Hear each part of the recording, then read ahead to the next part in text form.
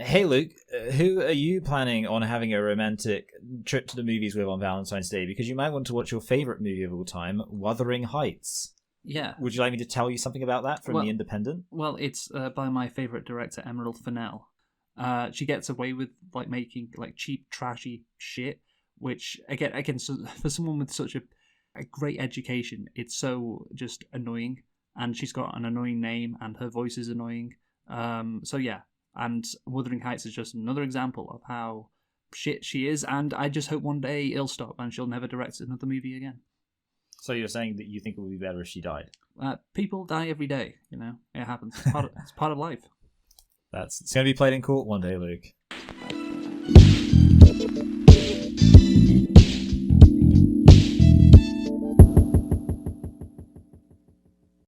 Hello, and welcome to Select and Reflect, the movie review podcast where we look at films that have come out in the near and distant past. We give them a couple of watches and evaluate them beyond first impressions. I'm your host, Michael, and I'm joined, as always, by my co-host, Luke. And this week, we are celebrating the Oscar extravaganza, as we always do, by looking at films that were nominated for Oscars at the upcoming Academy Awards. And we're going to be, I feel like I always screw up the Oscar extravaganza intros, but it's fine. We're going to be looking at F1. So, Luke, why don't you tell us a thing or two about F1? Certainly, Michael. I know you were so excited to review this movie, aren't you? I was bouncing off the walls because I care a lot more about Formula One than I do about fucking ping pong.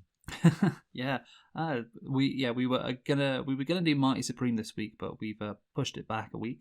We're going from one sports movie to another pretty soon.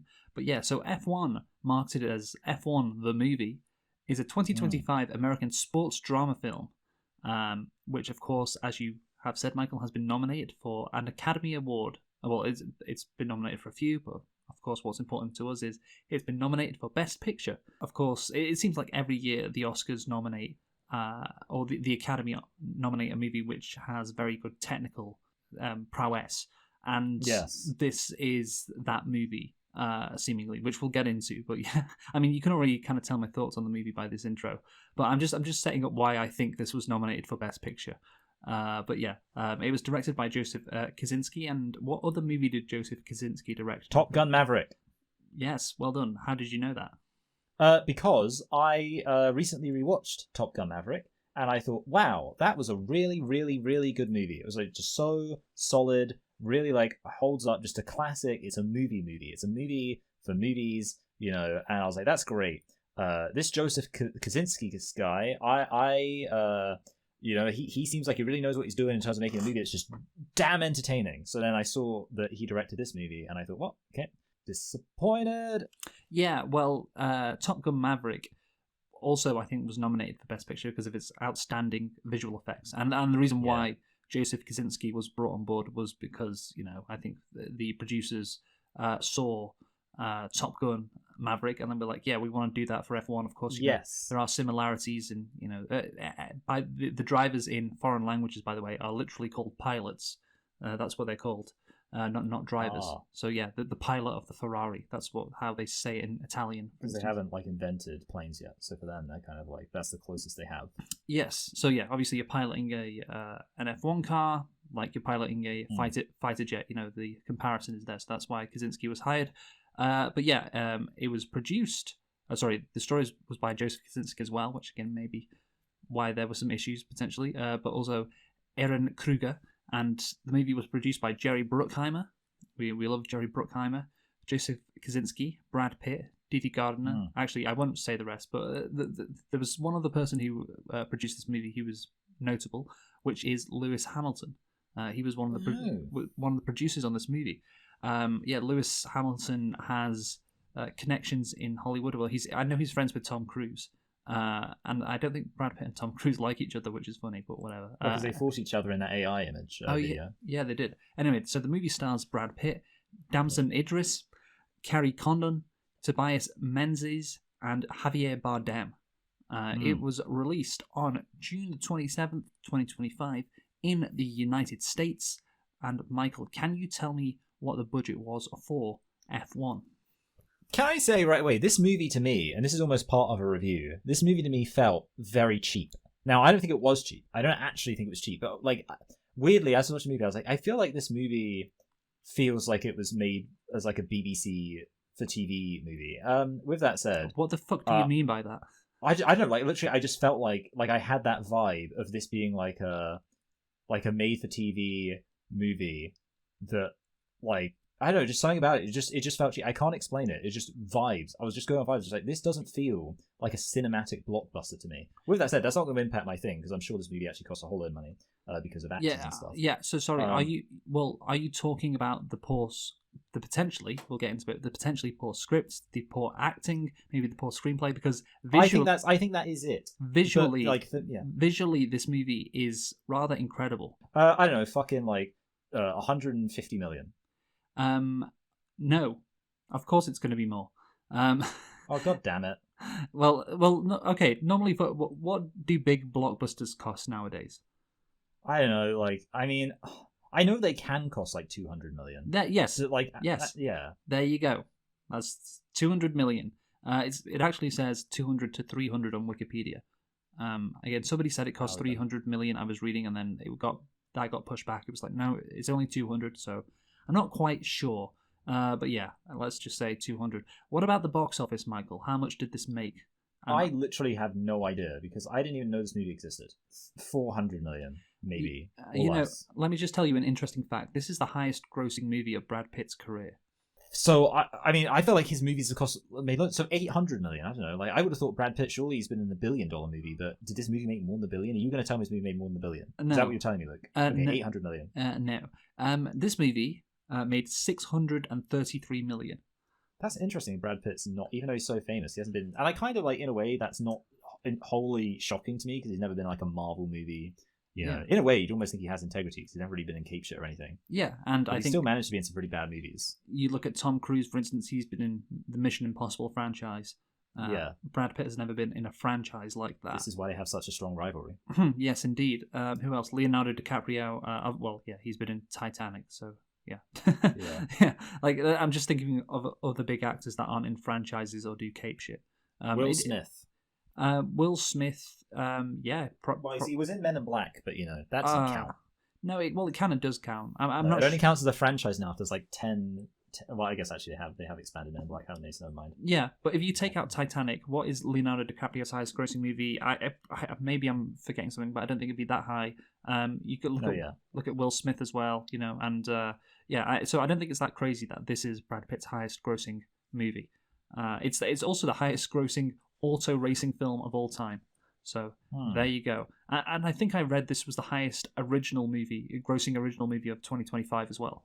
I mean, I could believe that actually. Yeah, it's not based on a franchise or a book or anything, but it's based on a sport, and it's literally called The Sport. It's just F1. I don't know if it's like original, but anyway, Michael, can you tell me whether you liked F1? So I said at the start before we recorded, I've never had so few opinions on a movie, which isn't entirely true. To me, like the shocking thing about this film is how cliche it was. There's just like so many, like because I already mentioned like Top Gun Maverick and said that this less in my opinion just convincing, and that's because while it worked with Top Gun Maverick, 'cause it's literally a name, the fact that like Brad Pitt is such a maverick, like his whole thing is just like, oh, he's doing things crazy, he's playing 5-dimensional chess, oh, he's kind of breaking the rules, but maybe he's bending rules. Like, it's just literally, I was just, my eyes were glazing over with how cliche every single aspect of the characterization and the whole, oh man, we're the look, we're the little scruffy kind of not as big deal company. Do you want to say seriously? Do you want to say underdog? Underdog. That's what I'm looking for. That's what. And just like literally, this felt so cliche. And I think part of it is because I don't care much about Formula One. This is shocking news to you, I realize. With that said, I've seen now 3 movies about Formula One. Obviously, Rush and Ford vs Ferrari. And in both of those movies, so that's not Formula One. I don't know if you're joking, but that's not Formula One. I thought that Ford vs Ferrari was Formula One because it was in Europe. Because it's Le Mans, right? Is Le Mans not Formula One? Is this what you're telling me? Le Mans is not Formula One. What's special about that Le Mans race? Come on, surely you remember.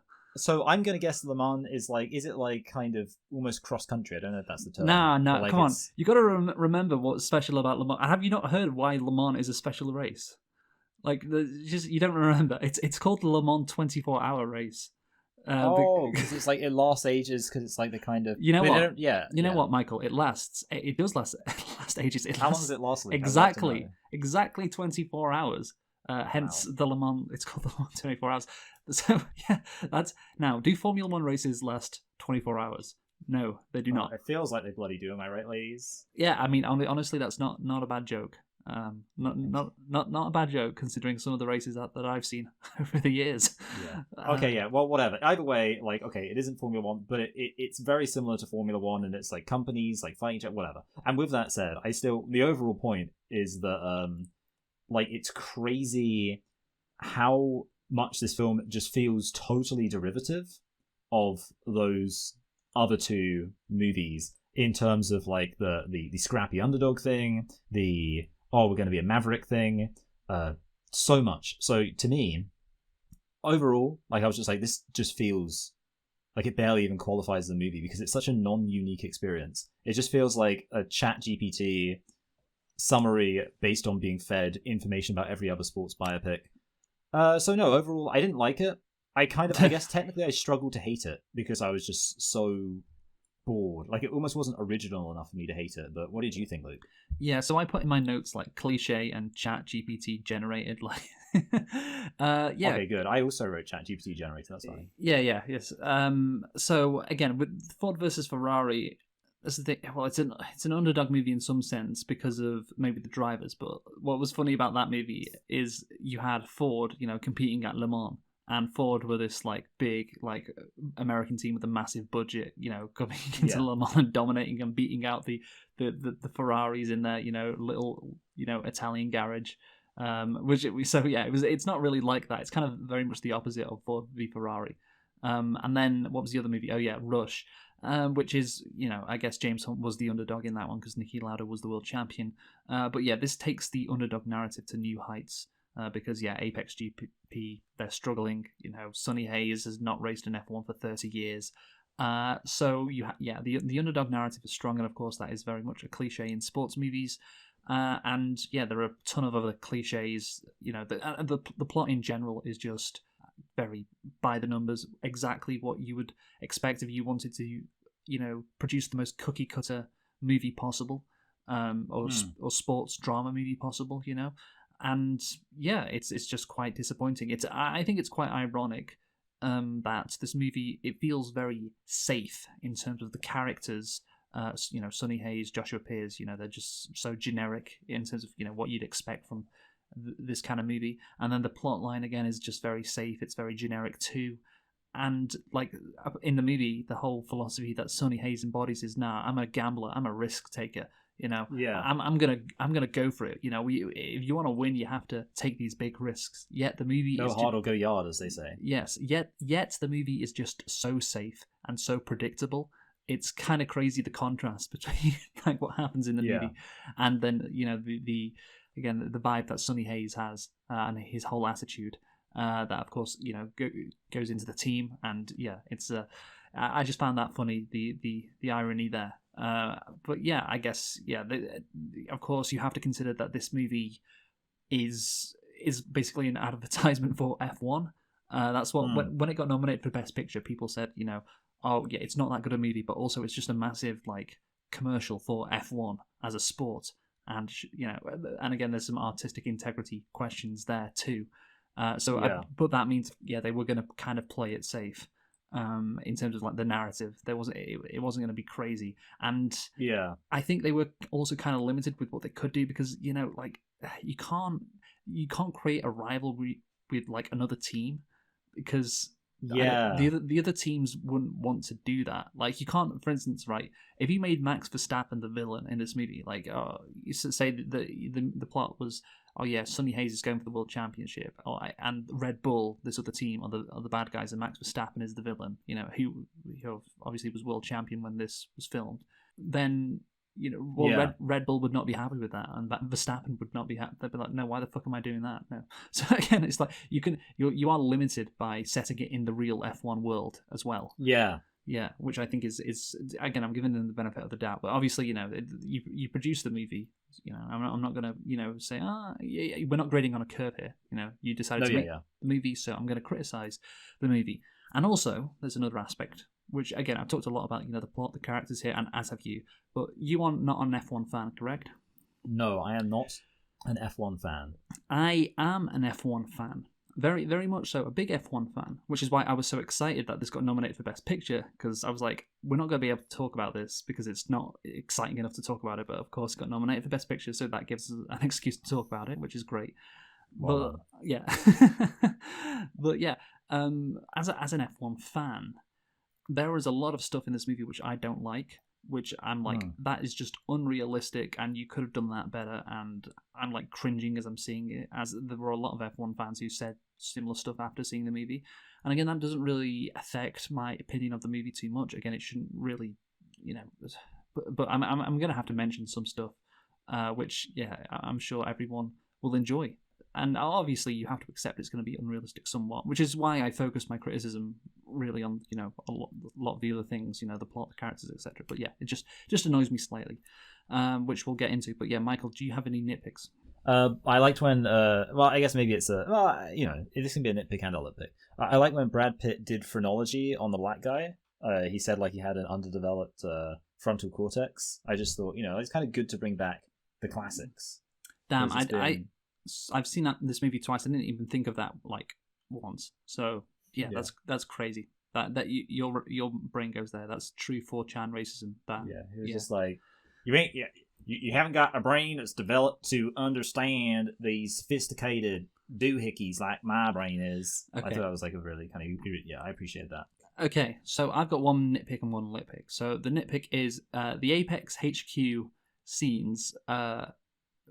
Headquarters scenes were filmed at the McLaren Technology Center, and of course McLaren are another F1 team. So, like, if Apex GP are here, we're a McLaren. Where's their factory? You got them. Where's their factory? But yeah, it was just funny because it's like one of the most recognizable F1 factories. Like it is like I couldn't tell you what Alpine's or Aston Martin's factory looked like, but McLaren's is so like noticeable because of the architecture. And even like in Javier Bardem's office, like behind him there's a massive like McLaren MP4 -4. I think that's the car. Like and it's like, what the fuck, why does Apex GP have a massive McLaren behind them, in the fucking team owner's office? Like, what's going on there? Like, shouldn't that be at McLaren's office? But yeah, that was just funny to me. And also, the lit pick now. So the investor, who of course turns out to be the bad guy of the movie, he saying, I don't really know a lot about F1, but I've watched Drive to Survive. I like that. That was a nice little joke there. I don't know if you're aware of Drive to Survive. No. But it's been, of course you're not, because you live under a rock. But it is responsible for, there's been a massive increase in popularity in the United States in Formula One, and I think it's because of Drive to Survive primarily. It's a reality show which focuses on like the F1 drivers as they go through a season, and it's heavily produced and it's heavily like scripted, and a lot of the episodes are just bullshit with the stuff that is produced. But yeah, basically a lot of casual fans got into F1 because of Drive to Survive. It really started in like 2020, during the lockdown, and it was on Netflix, and it was massive, and so much so that a lot of other sports have copied Drive to Survive. A lot of other sports are like, we need a Drive to Survive. So golf have done it. I know the NFL have done it. The NBA have done it. Like, they follow like quarterbacks or like 5 NBA players over the course of a season. So yeah, like Drive to Survive has revolutionized reality sports documentaries, I guess would be the term. I'm not exactly sure the term, but yeah. But a lot of casual fans have started watching F1 because of Drive to Survive. So I like that line, just kind of mocking like, hey, I've watched a lot of Drive to Survive, and F1 drivers, roll their eyes because it's like, yeah, a lot of that show is just bullshit. But it gets the fans watching, and now there's 3 races in America. So That's great. That is good lip pick. And by the way, just before you get into the plot, I should have mentioned this. Obviously, talking about Drive to Survive, I think one of the reasons why an F1 movie is viable is because of Drive to Survive. Like the whole reason this movie could be produced, because this wouldn't have happened 10 years ago. Why it happened in 2025 is because a lot of Americans were aware of F1 because they had seen Drive to Survive. So again, I think it's worth pointing that out because I don't think that this movie would exist without Drive to Survive. Okay, yeah, I could imagine that would be. I mean, again, I don't know about the show, but yes, I believe you. Right, plot. Racing legend Sonny Hayes, after a 30-year absence, is coaxed out of retirement to lead a former teammate's struggling Formula One team, APXGP, and mentor a young hotshot driver while chasing one more chance at glory. Yep, a classic come out of retirement trope. Love it. Yeah. Well, tropes, cliches, however you want to say it. That's true. And I put my notes: a boring character and a boring plot, which is just so unimaginative. You think about F1 as a sport, it is quite imaginative in terms of the creative ways that designers, F1 designers, the aerodynamicists, how they try to create downforce on the car. It requires incredible thinking, technical, skills. It's just kind of a shame to see just such a boring plot for a sport you care so much about. And obviously, we compared it to Top Gun Maverick, didn't we? Yes. And the plot of Top Gun Maverick was quite generic as well. Well, you watched it recently. What did you think of the plot in this movie compared to Top Gun Maverick? I think that the plot in Top Gun Maverick was, it was generic, but the thing is, I do feel like it worked. I feel like it made sense. I would say the plot in Top Gun Maverick was more simple than generic. Because to be honest, when you look at the plot in Top Gun Maverick, there's this whole, basically the whole thing's about this complicated effort to blow up this missile silo. And I would say that's not something you see all the time. So even though there were lots of tropes, I wouldn't really call it generic exactly. Yeah, I guess fighter pilot movies aren't that common, are they, compared to sports drama movies in general? And of course, F1 movies aren't that common, but is there a difference between this and any other sport? An underdog, trying to win the big, a title or a race, there's another similarity to Top Gun Maverick, which is, and I put this down in my notes as well. This movie, along with Top Gun Maverick, they're both boomer slop. And what I mean by that is, there's a number of things which qualify this movie.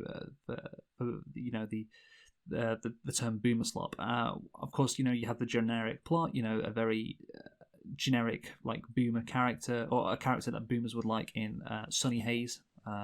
Yes. And then you have the ending, just like Top Gun Maverick, where the young hotshot doesn't win, and it's the old timer, the old guy who knows what he's doing. He actually takes the glory, and the young guy has to wait for his turn. But the old guy, he's just better at it, even though he's not been in the sport for 30 fucking years. He's still the winner at the end. That's again with Top Gun Maverick. Who's the other character who's not Tom Cruise? Fucking Rooster. Yeah, that was his it. name. Yeah. Rooster doesn't do the mission, does he? No. Yeah. Well, he doesn't lead it. Yeah. Tom Cruise leads it. Yeah. The boomers are still in charge. Yeah. Well, this is why, because obviously, The Lost Jedi was terrible because Luke Skywalker didn't fucking beat everyone up with his lightsaber and save the day. Good point. Yeah, but yeah, it does. Here's the thing about the movie: it does look really good, and that's its saving grace. It does show the actual F1 racing quite well. I think that was well done, and that is the reason it got nominated. It still isn't great, but at least it has that, and that's what a lot of the reviews, a lot of the F1 media, when this movie was released, said, there's a lot of aspects which aren't great, and F1 fans might hate it, but it looks really good. That's what they wanted to focus on. There is similarities again between the Top Gun Maverick style pilot POV and the F1 driver POV, which is I think it's quite good. It's well done. But obviously this movie was quite unique in the fact that it was quite well integrated with the actual F1 season, which like I said, kind of limited it somewhat potentially in terms of its plot. But you're going to go through how the movie managed to integrate itself with Formula One.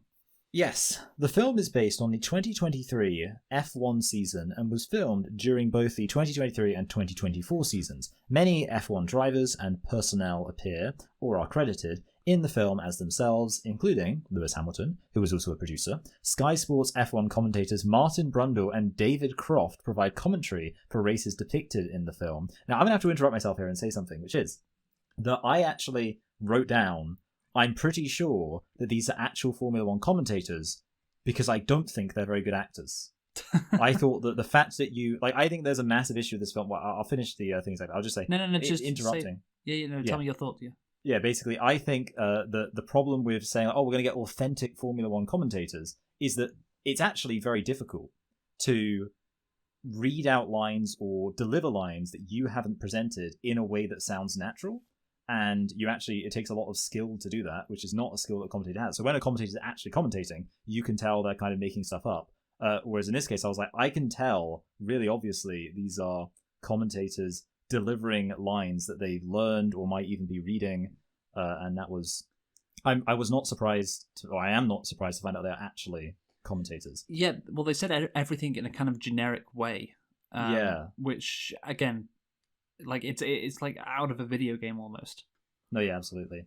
In July 2023, filming began at the Silverstone circuit during the British Grand Prix weekend, outside of the official F1 sessions. The APX GP team had its own garage and motorhome during the weekend, and their car was on display alongside other F1 cars during the mandatory show and tell session.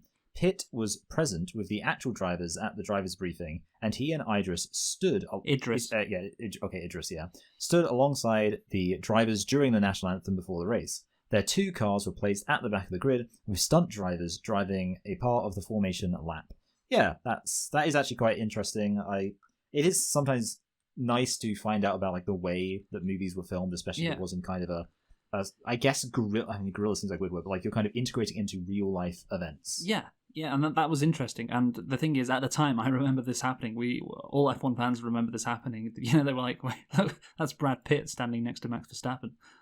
Yes. In various F1 sessions throughout the 2023 season and 2024, you had like the Apex like F1 cars just out on track, you know, and they usually appeared at the end of sessions. And on Silverstone, they even lined up on the grid. And yeah, it's just interesting, you know, the challenges like, okay, how do we make this a movie? And yeah, I think they did a pretty good job. And yeah, it's interesting. Like, yeah, you have Brad Pitt in the driver's briefing as well. But yeah, it was pretty cool. That stuff is good, and it's why it's frustrating that they had such great access and such a great opportunity, and they really didn't make that good a movie. You know, Again, they wanted to play it safe, obviously. Anyway, should we get into the script, Luke? Sure. The great script. Yes, the absolutely fantastic script. Aging former F1 prodigy Sonny Hayes has spent the last 30 years living as a racer for hire following a career-ending crash at the 1993 Spanish Grand Prix that has left him burdened by the failure to live up to his potential. After winning the 24 Hours of Daytona, must be Formula One then, he is approached by his former teammate Ruben Cervantes, owner of the APXGP F1 team, who asks him to be their second driver. Every single time they're talking, they just say APXGP. Like, they have to say all of those letters. No, it's Apex GP. Apex GP. That's why they say it. Okay, yeah. Yeah, it's just called APX. So there you go. I don't know why they chose to call it APX, but yeah, just call them Apex. I will call them Apex from now on. Yeah, again, we have a very cliche start to the story. You have this washed-up former driver who, you know, has another chance at F1. And yeah, Brad Pitt's character is, I wouldn't say he's one-dimensional, he's like two-dimensional, because yeah, he's cocky, he's arrogant, like, and he's like every Brad Pitt character. Every fucking Brad Pitt character is like this. And I remember when I started watching this movie months ago, I was like, okay, what's this Brad Pitt character going to be like? And it's like, oh yeah, it's just like every other, you know, movie he does. Yeah. It's like he's cocky and he's got some good one-liners. There's another aspect to him which is, you know, he cares. You know, deep down he cares. Yeah, he's got the heart of gold. Yeah, and that's what makes him appealing to, you know, audiences, and particularly like boomer audiences. You know, again, it's a very like boomer coded character. You know, he's like this cocky guy. You know, who's obviously good looking. You know, he's got some good one-liners, but you know, he's got a good heart underneath it. You know, like a proper. That's just a proper like generic movie character. You know, and he's called like a cowboy at one point in the movie. And I was like, yeah, this is like a character out of like the westerns in the '60s. You know, just exactly the same characteristics. No, yeah, absolutely. But I will say this, you know, handsome guy. Like he holds up. He didn't suffer the twink death that I believe Leonardo DiCaprio did. Yeah, so I think he is meant to be playing like someone who's about 48 in this movie, even though I think he's almost 60, Brad Pitt. So yeah. But does he pass for someone who's under 50? I think honestly, maybe. I think he does. Yeah. I would say that you know, he's held up, and because like doesn't someone say because like bloody Idris says like sorry, what's the actual character's name? Pierce, like Joshua Pierce. I'm gonna call him Pissy. Old Piercy says, "Oh, this guy's like 70 years old or something," and but he's not. Oh, yeah, exactly. So it's kind of like I was like, man. I mean, I know black don't crack, but come on, he's doing a good job. Like, give old Whitey some credit.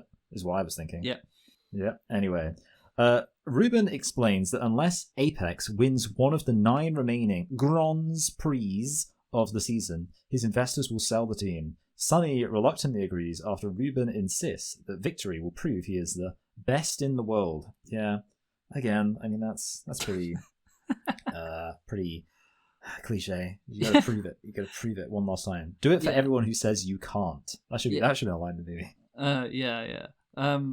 I do like the line is like, for one day you are the best in the world, which is true because obviously there's a bunch of racing that goes on around the world, but Formula One is the pinnacle. And yeah, if you win the race on that particular day, yeah, you are the best in the world. You know, I do like that sentiment. It's a good trailer line as well. I don't know if it was used in the trailer, but yeah. And as you say, Michael, of course, Sonny reluctantly agrees because it is a cliche.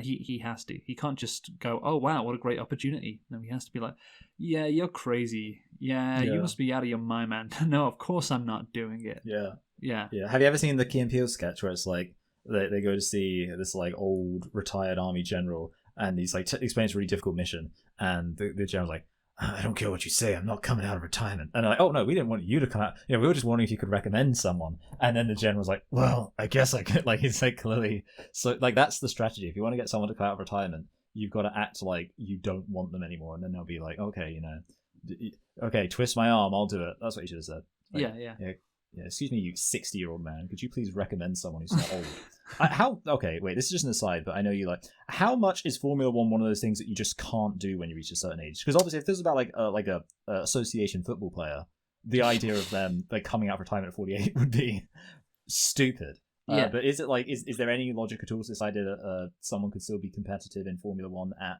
48? Well, I believe that Fernando Alonso is currently racing in F1 and he's 46 years old. Okay, so he's got 2 years left. Anyway. Yeah.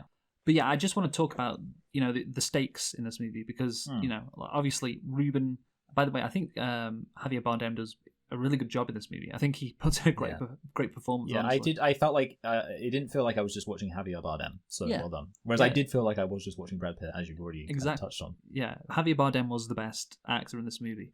But yeah, I think the stakes, you know, Apex needs to win a race, you know, for him to keep the team. And that to me is insane because like winning a race in F1 is so difficult. What's much more realistic is you have to achieve a certain position in the championship. Like you have to finish, say there's 11 teams, which there would be if Apex were on the grid. You have to finish in the top 7 to keep the team because it shows, you know, you're doing a respectable job. Or maybe if you want, you know, a one-off race thing, okay, you need to get a podium, you know, because again, a podium is still incredibly difficult to achieve. But yeah, like winning a race is like just an insane thing to ask from a team which clearly, you know, isn't one of the top teams in the sport. So you're saying like their standards are too high? Yeah, it's just incredibly unrealistic. You know, I mean, I'm just thinking like in the last like 10 years of F1 when the teams have been relatively stable, how many teams have actually won a race out of the 10 teams? 7. Which again, you may think, well, that's pretty high, 7 out of 10. But like a few of those teams have only won like one race in the last in the last 10 years. Like it's incredibly difficult to do that. So yeah, I think you can make it more believable, but of course you have to have it. So you need to win a race for him to keep the team. Yeah. The stakes have to be so high. But yeah, I think you could. The thing is, I think a podium, it would be more believable, and you can have this potential storyline with Joshua Pierce. His character going for a win when second place would be good enough. And there could be some tension there. Like he wants to win, but second will do, and then of course he crashes and loses the podium. That could be create some dramatic tension there. Also, on the last race, it's like, we just need a podium, and then of course one of them can actually win the race. Well, Sonny Hayes, as it turns out, and yeah, that would be like even great. Like, wow, he didn't just get a podium; he won a race. No, yeah. I do agree. It would have been more interesting if it was less just like do or die. If it was more like, well, still do or die. But yeah, I get what you're saying. Or actually, it just makes it seem less reasonable, which makes it less believable. Exactly. Yeah, and I think I've seen that in other movies where it's been like there's this team, whatever it is, because like this idea of someone who's like they got one last chance, and the thing they're being asked to do is so unreasonable that you're like, well, I'm mentally checked out just because it makes no sense. Exactly, you mentally check out, and also there's an opportunity for more drama. Because there's going above and beyond. Yeah, exactly.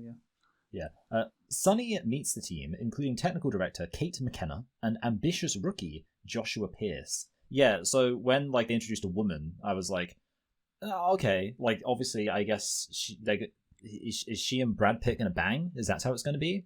And the answer is it is.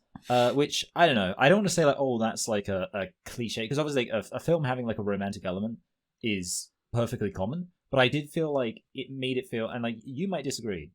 I feel like the film didn't really need a romance element to it. It felt a little bit tacked on, and therefore a little bit like ChatGPT said, well, you got to have a romance because that's what movies have. I'm not sure. I might be being unreasonable there. I was going to get to the romance later. But it's Boomer Slop, It's it's like, oh yeah, of course Brad Pitt is gonna charm this woman who was initially hostile to him. There's a classic Boomer romantic kind of plot line.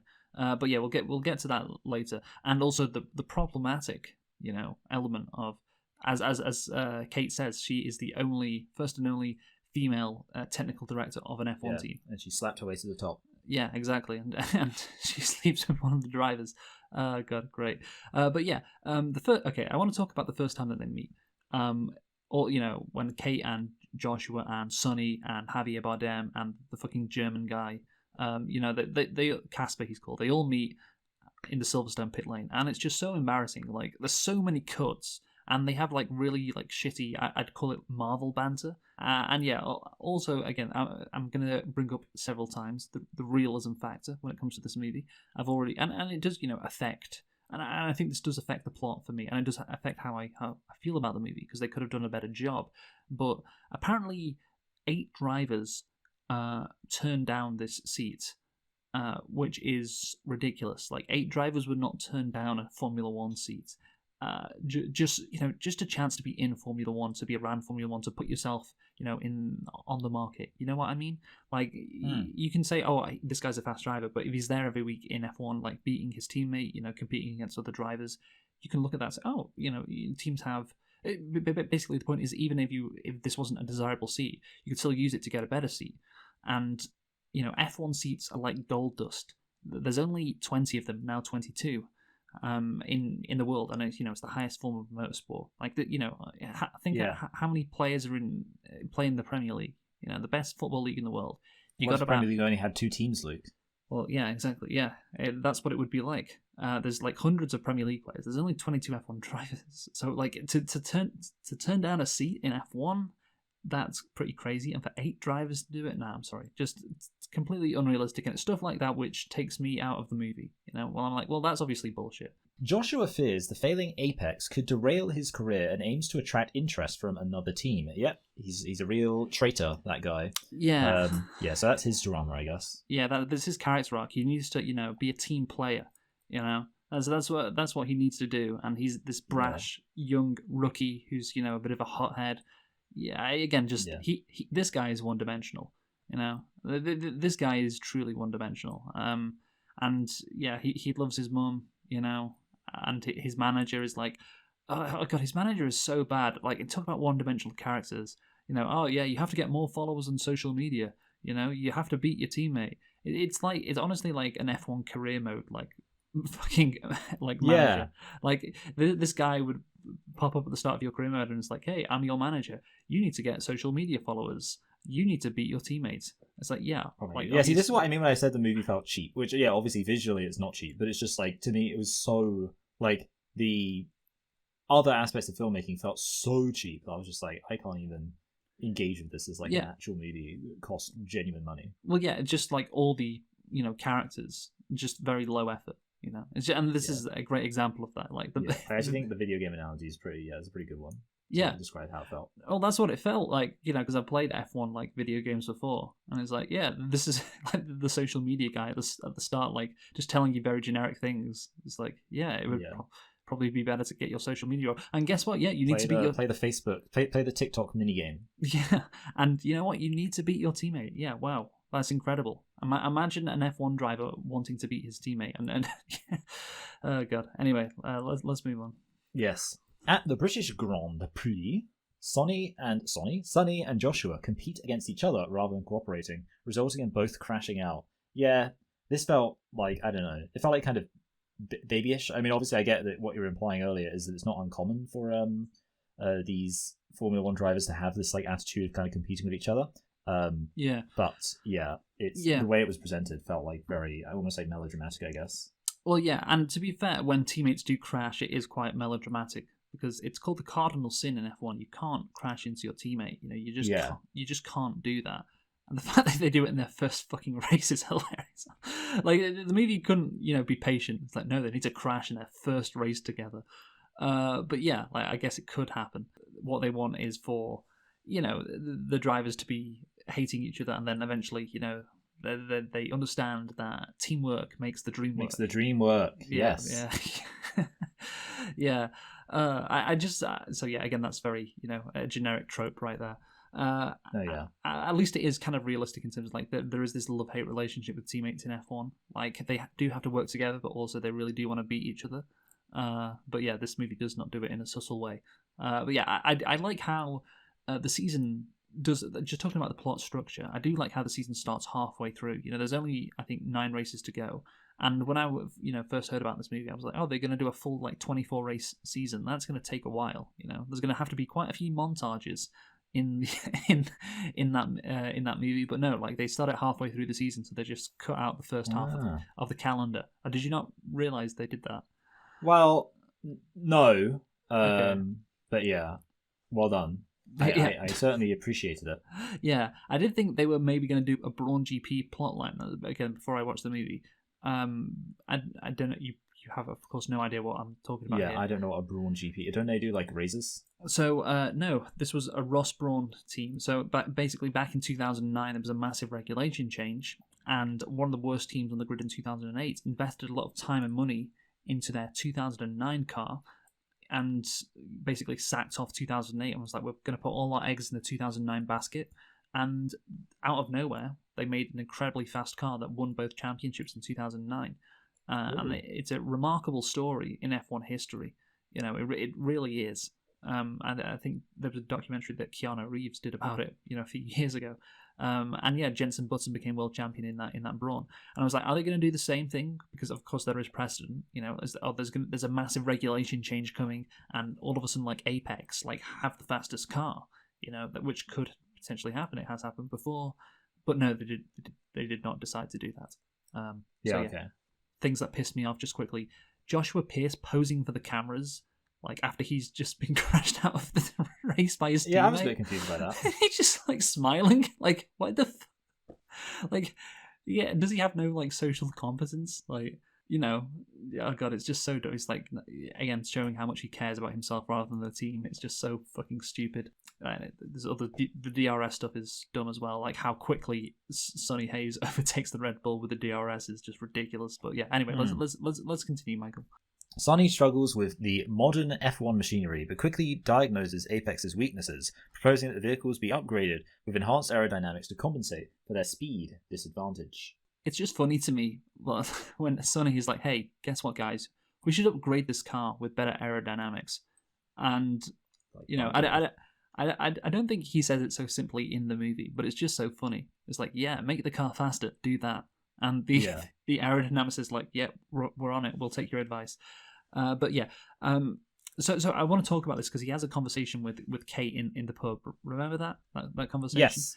And he's basically saying, yeah, I want our car, the Apex car, to be able to follow the car ahead closer.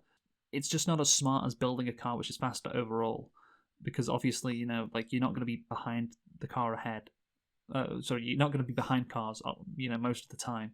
So it's just better to have a faster overall car, which is again stupid. But then the conversation goes into a different direction, which is kind of confusing because he says this line: "We need to build a car for combat." That's what he says, which became a meme in the F1, you know, community, because of course it's a stupid line. We need to build a car for combat. And Kate says, like, how do I make that safe? Again, safety isn't the issue they are discussing because, like, you know, aerodynamics aren't safety. Like, like, because she has that line later in the movie where it's like, well, you'll be going into Tarzan corner really fast, and it's like, yeah, you know, F1 teams aren't like, well, we should make the car slower because it isn't safe. Like, F1 teams don't care about fucking safety when it comes to, like, cars have brakes. Am I right? This is my working theory. They do, but like the whole point of F1 is to make a really fast car. So the F1 teams aren't limiting the speed of the car because of safety. Oh, maybe if you had a really fast car, then what that means is that you can get more speed when it's safe, which actually means it's then safer for you to go slower when it's dangerous. Okay, great, good logic there. Put me in, coach. I have hoop dreams.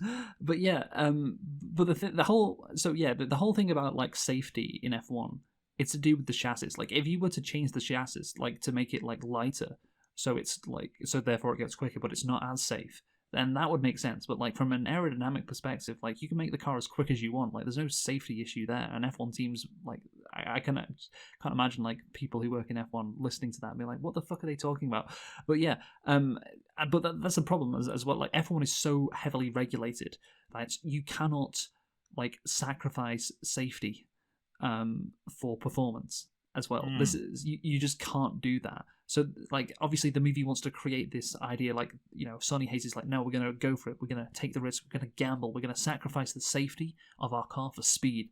But that trade-off just does not exist, because again, like the trade-off doesn't exist because aerodynamicists already have free reign to make the car as fast as possible. They already have that ability, and so the only way you could compromise the safety of an F1 car to make it faster is change like the chassis. And again, you just can't do that because again, F1 is incredibly heavily regulated. So I'm surprised they went down this angle because it's just really fucking stupid.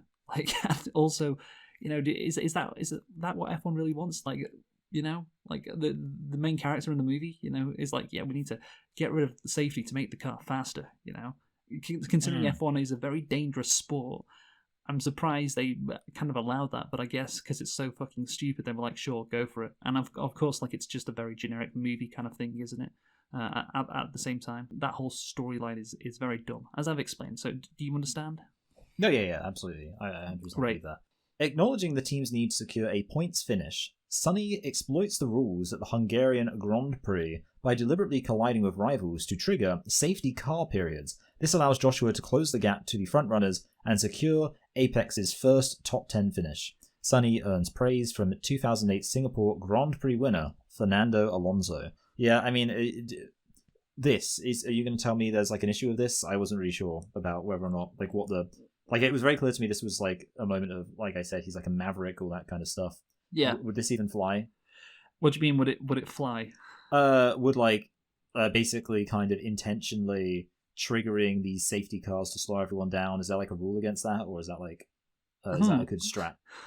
If only there was a race mentioned in your description which fit what Sonny Hayes was doing in that Hungarian Grand Prix. Right. Okay. Do you remember after that race that Sonny Hayes, he's giving an interview and he's tapped on the shoulder by Fernando Alonso? Okay. Yeah. Yeah. Do you remember that? And he says, "Well done." And Sonny Hayes says, "Thank." Yeah. Okay. So that is an Easter egg in this movie. I'm convinced of it, because that is the only time a driver has a line in this movie. And I think the writers or the producers or whatever, they knew what they were doing, because what Sonny Hayes was doing in this movie was exactly what Nelson Piquet did at the 2008 Singapore Grand Prix, where Nelson Piquet was a Renault driver. He crashed at about lap 15, which brought out the safety car, which helped his teammate Fernando Alonso win that race. And it was a massive scandal. It was called Crashgate, and there's it's kind of an infamous moment in F1 history. And again, who benefited from that? Fernando Alonso. And the only driver with a line in the movie is Fernando Alonso, and he says "Well done" to Sonny Hayes after. That is interesting. And nobody picked up on that, because I heard before the movie, it's like, oh, the only driver that has a line in the movie is Fernando Alonso. I was like, okay, that's a bit weird, but whatever. And then I saw the context in which he was said "Well done" to Sonny Hayes. I was like, how did no one pick up on? No one's mentioned that. Obviously, they knew what they were doing. Surely they did. But basically, you asked, would it fly? Well, it has flown in the past. The thing is, Renault conspired before the 2008 Singapore Grand Prix. They told Nelson Piquet, you got to crash on this lap.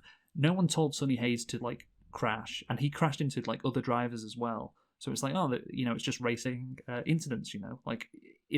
It would fly in the sense he didn't do anything wrong technically, apart from Would you say it's according to the letter of the law but not the spirit? Is that what you might say, Luke? But potentially, yeah. The issue is how would it work? Not in terms of would he get away with it? Because he would get some penalties which they don't show, but he would get away with it again. And there's no evidence Apex did anything wrong. The issue is he triggers a bunch of safety cars, but I don't think that would actually help his teammate in the race, because his teammate doesn't pit. And the thing is, when you get safety cars, the advantage is you can pit and save a bunch of time. Yeah, because if you're pitting, everyone else is driving slower, so it doesn't have as much of an impact. Yeah, okay. Yeah, exactly. I did actually pick up on that as a logical thing. Yeah, exactly. But his teammate doesn't pit until the last safety car he triggers. So what would have to happen for him to benefit is for every other driver to pit, and then he crashes, and then the safety car comes out, and then his teammate pits.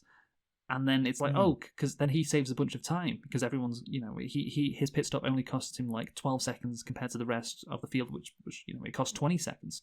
That would make sense, but it doesn't really make sense in this race, because all the cars that pitted then would be right behind him and would have much faster tyres and would just overtake him again. Also, yeah, they won't bring the safety car out for debris. They would just bring the VSC out, which is the virtual safety car as well. But yeah, that's something else. But yeah.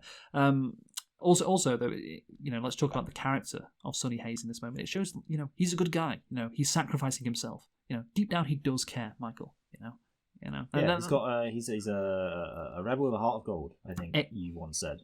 Yes, exactly. So yeah, and we of course get that in the next few races as well.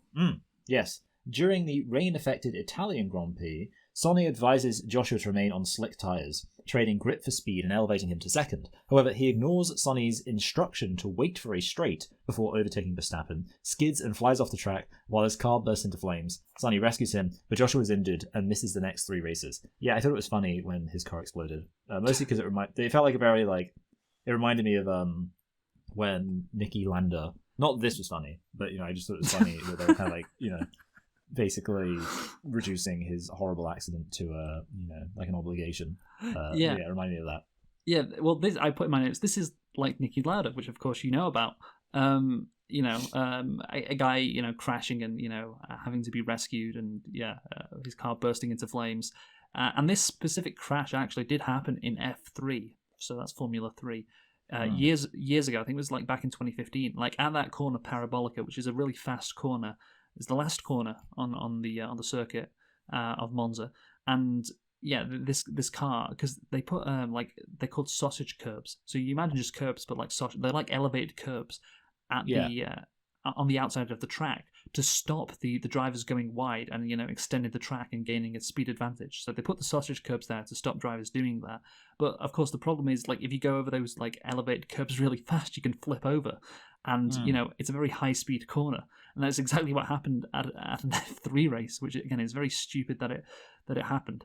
So yeah, that's what they were replicating with this with this crash in this movie. It is sort of realistic, but what I put in my notes is, you have all these dramatic moments which have happened before in F1 history, but it's condensed into like these 9 races, like all these insane things, which is like, wow, yeah, okay, that is it realistic? Well, it technically did happen. It has happened before. There is precedent, but over the course of like decades in Formula One, and it all happens to this one team in a 9-race span. No, yeah, that is pretty crazy. Just one more thing, also, something that annoyed me, that Sonny has a line earlier on in the movie where he says the Apex GP team isn't fast on the straights. I don't know if you remember that, but he says it. And then Joshua Pierce almost wins at Monza, which is I don't know if you're aware, it's called the Temple of Speed Monza. It is literally the Grand Prix circuit with the most straights. It is literally just all straights. So again, that frustrated me. It's like, you couldn't have picked a worse track for him to almost win a race at. But yeah, there you go. And also, like, Sonny holding up Verstappen, he does it twice, man. He holds up Verstappen twice, which is fucking hilarious considering what a character Verstappen is. I just laughed imagining like that happening in real life, like some back marker, like holding up Verstappen twice to help his teammate. Verstappen would go fucking apoplectic after the race. He would honestly go to Sonny Hayes and punch him on it. Like, Sonny Hayes after this race would have got a race ban. But yeah, at least this strategy, it makes sense strat wise. Like, yeah, holding up the guy in front of you to help, or the guy in front of your teammate to help your teammate. At least it makes sense strategy wise. Okay, yes, that makes sense. Do you want to hear about some more filming? Yes, go for it. Yeah. Filming also took place at Hungaroring, Spa-Francorchamps, Monza, Zandvoort, Suzuka, Autodromo Hermanos Rodriguez, Las Vegas, Yas Marina, Yas Queen, and Brands Hatch, which was used as a stand-in for the fiery crash scene in Italian Grand Prix. Racing sequences were adapted from the real-life races. Yeah, I guess you kind of already touched on that with the fact that race had already happened. Yeah, I just wanted to ask you some questions. I thought it would be fun. Where do you think each of these tracks are? Like, which country they're in? So let's start off with the Hungaroring. What about that? Hungary. Okay, Spa-Francorchamps. France. No. Francorchamps. Belgium. Yes. Monza, which we just mentioned. Germany. No. Spain. No. Germany. Italy. Yes. Spain. Italy. Because, you said we were just talking about the Italian Grand Prix. Yes, makes sense. At Monza. Yeah. Zandvoort. Netherlands. Yeah. Well done. How did you know that? Oh, it's like, I think that double O thing. Oh, right. I think that's very, yeah. Suzuka. Japan. Yeah. Yes. The Autodromo Hermanos Rodriguez. Well, I guess it could be Spain, or it could be like Mexico or Brazil. Okay, so what are you going for? I'm going to say Spain first. No. Mexico. Yes, Mexico. Yes. Las Vegas. Canada. And finally, Yas Marina. I don't know what countries have Yas at the start, but I'm going to say like Eastern Europe. I'm going to say like fucking Bulgaria. Do you think Romania? Do you think Bulgaria or Romania have an F1 race? Do you think they have? I just felt like, I mean, could it be like Italy again? No, it's not Italy again. No. I'm just trying to think. Like, I feel like yes. Oh, is that Spain? No. Germany. Is it Europe? You're limiting, like, you've mentioned every single European country. There are other countries that have F1 races, or continents. Yeah. I mean, so is it like an Arab country, like UAE? Is it UAE? Okay, yes. Cool. Yes. Specifically Abu Dhabi, which of course is the final. Well, I did know they went to Abu Dhabi. Final race of the season, yes. And Brands Hatch, of course, is a British circuit, which was used a lot in the Rush film, of course. But yeah, I just thought that was interesting. Anyway, let's move on. Yes. Joshua's mother and the press criticized Sonny's high-risk approach. He performs well during Joshua's absence, using Kate's new vehicle upgrades. Yeah, I thought it was a bit weird, because it seemed to me like he was trying to keep Joshua safe, but I realized it's just everyone else is really stupid. Yeah, well, I'm sorry, like, Joshua Pierce was the one who tried to do that move. Like, yeah. It makes no sense, like, to blame him in the context of the movie, to blame Sonny in the context of the movie, and in general, like, just, why the fuck are they blaming him? He didn't do anything wrong. It's just very confusing. Just very fucking stupid. But yeah, there has to be this tension between the teammates. So yeah, it's fucking dumb. Also, yeah, I think it's kind of realistic to give the movie some credit that a team can, that Apex are now performing really well in races compared to before because of a performance upgrade. That is realistic. Yeah. It's clear. I think they took some of what, like, Lewis Hamilton, for instance, said in terms of like, oh, how do we make this kind of realistic? And it's like, yeah, they mentioned these performance upgrades, and there's an emphasis on that, and it's like, yeah, that is all good. Like, for instance, McLaren in the 2023 season had a massive turnaround in form because of a massive performance upgrade. So yeah, this is decent. Yeah. Yeah, I could believe that would obviously make a huge difference. Absolutely. An increasingly arrogant Joshua returns at the Belgian Grand Prix and deliberately forces Sonny into a crash. Sonny criticizes him for foolishly setting the team back for personal glory. Seeking to ease tensions, Kate organizes a poker game to highlight their similar backgrounds. Of course, the only person getting poked is Kate. Yeah. So yeah, the two teammates, they hate each other, and obviously Josh Pierce is still. He's still arrogant, and yeah, he still doesn't understand. You have to be a team player, to win. He doesn't understand the teamwork. Yeah, I kept thinking about that IT crowd thing, where it's like, if you can't work as a team, you're all fired. Yeah, that's what it is. Yeah, and so yeah, they are forced to reconcile. Okay, I don't like you, you don't like me, but yeah, actually, we got more in common than we thought, and you know what? Actually, we're starting to like each other a bit more. And yeah, it's very cliche, and all the words we've used before, but yeah. No, yeah, absolutely. Sonny and Kate spend the night together because she's a fucking whore who slept her way to the top. He later admits to her that he races to recapture the rare moment when he feels untouchable. Okay, here's the thing. Unless my brain is totally failing me, this is literally almost a verbatim line from Ford vs Ferrari. It's like where he's talking about, like, when you hit a certain speed, it's like everything else shuts off. You're just in there, in the zone. And like every single aspect of the word, I'm like, this is exactly what Christian Bale's character said in Ford vs Ferrari. Like, almost identical. Like, yeah, you hit a certain speed, everything else shuts off. It's just you and the car in the road. It's like the only moment of peace. I'm like, you just stole that line totally. Yeah. No. Yeah, I mean, it's just that. What if you have like a very like basic character who's just like, yeah, I'm in it for the thrill of racing. They have to say that line because that's all they got. So yeah, you build this generic character. Well, they're going to say something similar. To that Ford v Ferrari line. Let's talk about the romance now between Kate and Sonny. And yeah, as I put here, it's Boomer Slop. Like, of course, Sonny and Kate have to sleep together. Because yeah, like I said before, Brad Pitt's character, he is this boomerish idea of what like a leading character should be in a movie. He's charismatic and he's kind of a risk taker, and he gets the girl even though she doesn't like him, and there is of course a problematic element to this. Like, she is imagine being like the first ever F1 technical director who was a female, and like you sleep with a driver who has just joined your team. Like, that's it's not a good look. It's not a good look, no. But yeah, again, this is a movie for the boomers who don't care about that kind of shit. So obviously, yeah, it would happen. So it's going to happen. Yeah. It's just such a cliche traditional storyline. So yeah, and it goes in.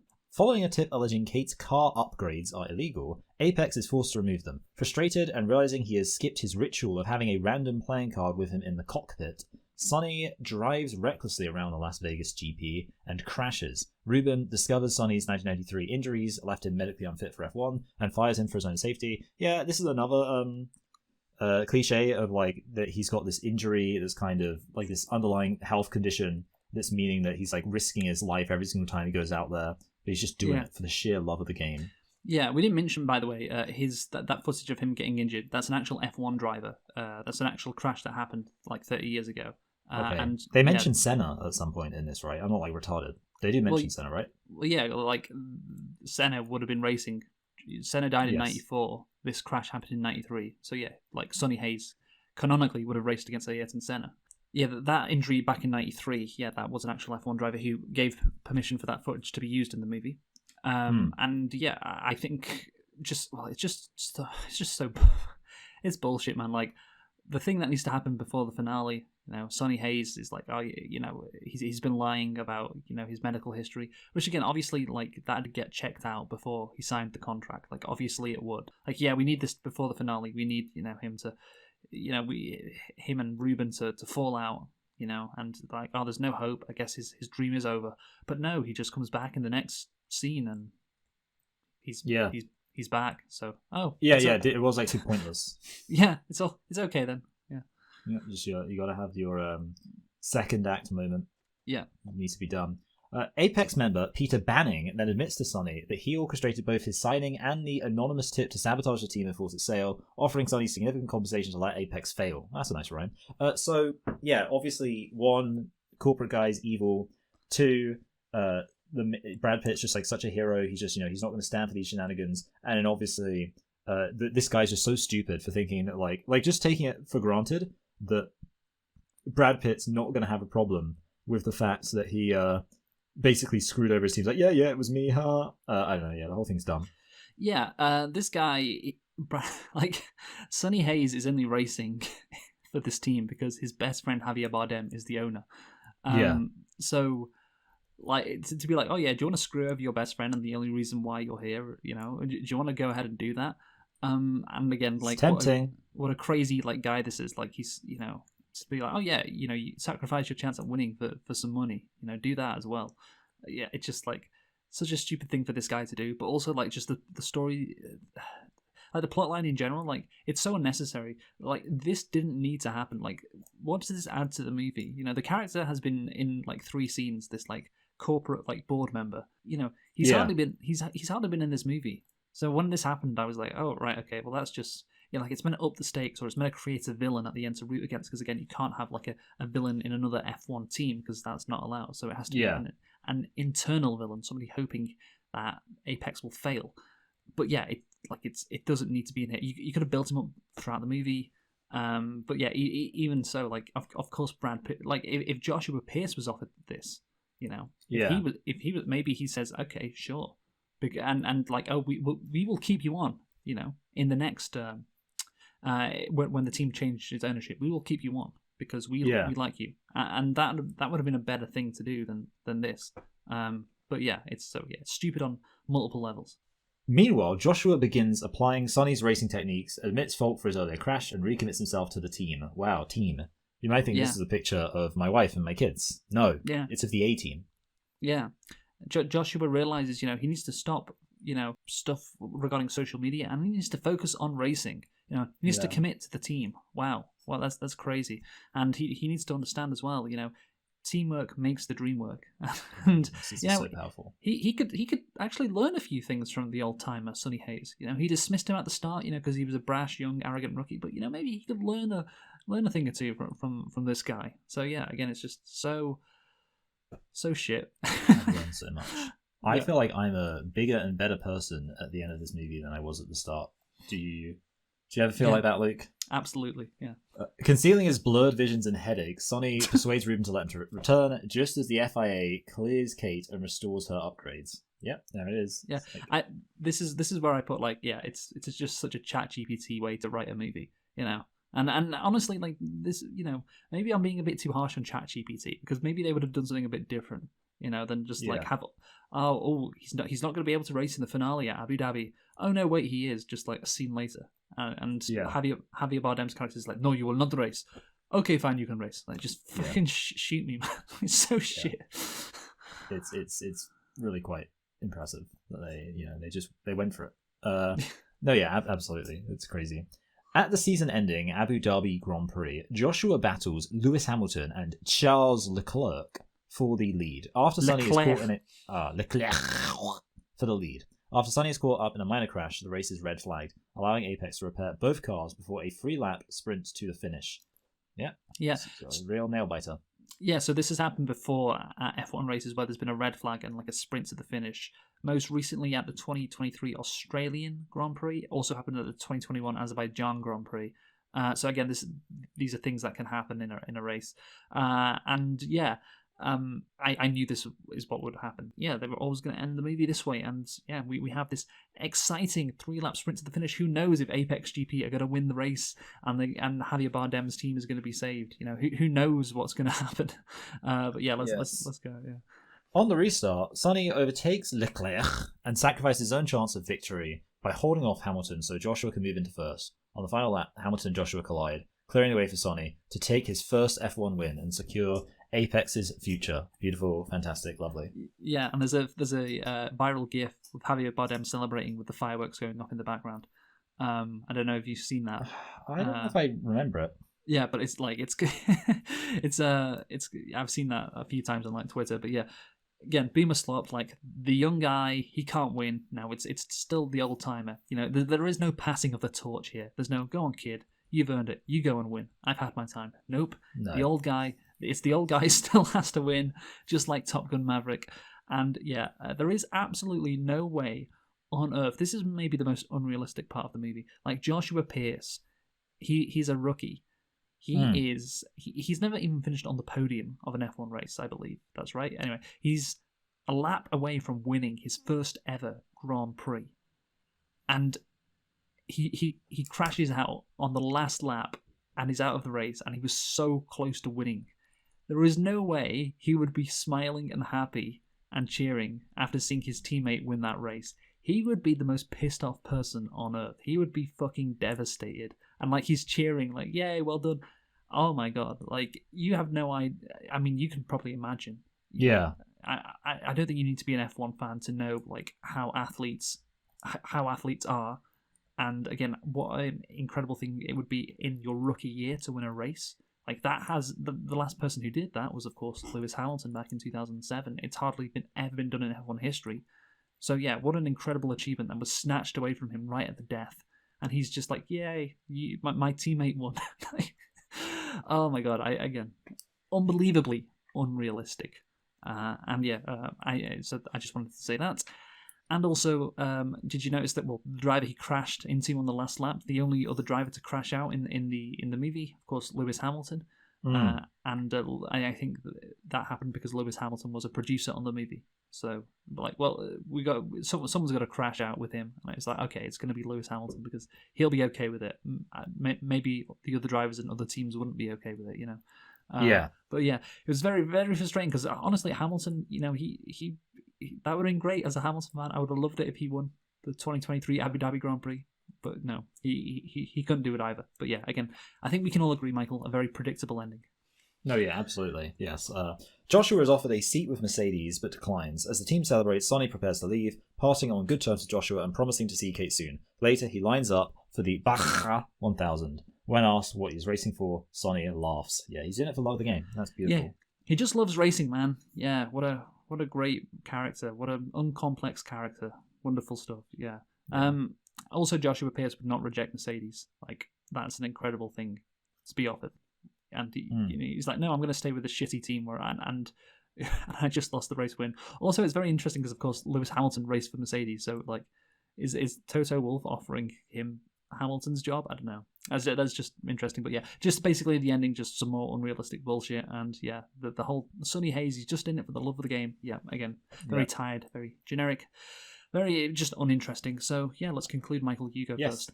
So basically, number one issue with this film is that it is so cliche, just like so insanely, just everything about it. Like we used the word ChatGPT. This actually feels, and like as you said, maybe if anything, this is an insult to ChatGPT. This feels like the most ChatGPT movie I've seen so far since I've been aware of the concept of a potential ChatGPT movie. It literally feels like just you fed in all of the elements of a sports biopic, and it churned this out. And obviously you could say, well, the fact that these elements are so well worn means why do I blame this movie for having them? Why shouldn't I blame some other movie? But I think the issue here is that it just feels completely unnecessary. Obviously, this isn't even a real story. It's made up. And there's the fact I'm not personally interested in Formula One. I'm going to give this a low 4. I genuinely felt like this was bad. Not just, I feel like, technically speaking, I was just like, whatever. It just felt completely unoriginal, uninspired. Lots of bad things. But yeah, the end result of that was not good. Yeah, I agree completely. Uninspired is a great word for it. And again, maybe they were just limited by, the fact that they could only do so much. But sorry, I'm not grading on a curve. The fact is that you produce the movie. The movie is what the movie is. I'm watching it and I'm hating the plot. I'm thinking it's so boring. And the characters are just, again, uninteresting. Everything is, cliche. Everything is so generic. Everything is so predictable. Just the standard sports drama movie. And yeah, it failed in a lot of ways. The only thing that was good was, again, the technical side of it, the visuals. That was good. Like the actual F1 racing, I kind of enjoyed that. But then again, as an F1 fan, it was there was a lot of frustrating things, which of course I talked about, and the lack of realism. maybe people won't care about it, but I do care, and it does affect the movie in my opinion because it takes me out of it. It just, it's not just like nitpicks a lot of the time. It's just like it's not believable, and therefore it takes me out, and that of course will affect my rating. But yeah, the characters and the plot, those are the bigger issues. So yeah, 4 out of 10 I think is fair. What are we reviewing next time, Michael? We're reviewing another sports film, Marty Supreme. Yeah, Marty Supreme. So join us for that next time as we continue our Oscar extravaganza. Who have you been, Michael? I've been Michael. I've been Luke, and thank you for watching, and goodbye. Goodbye.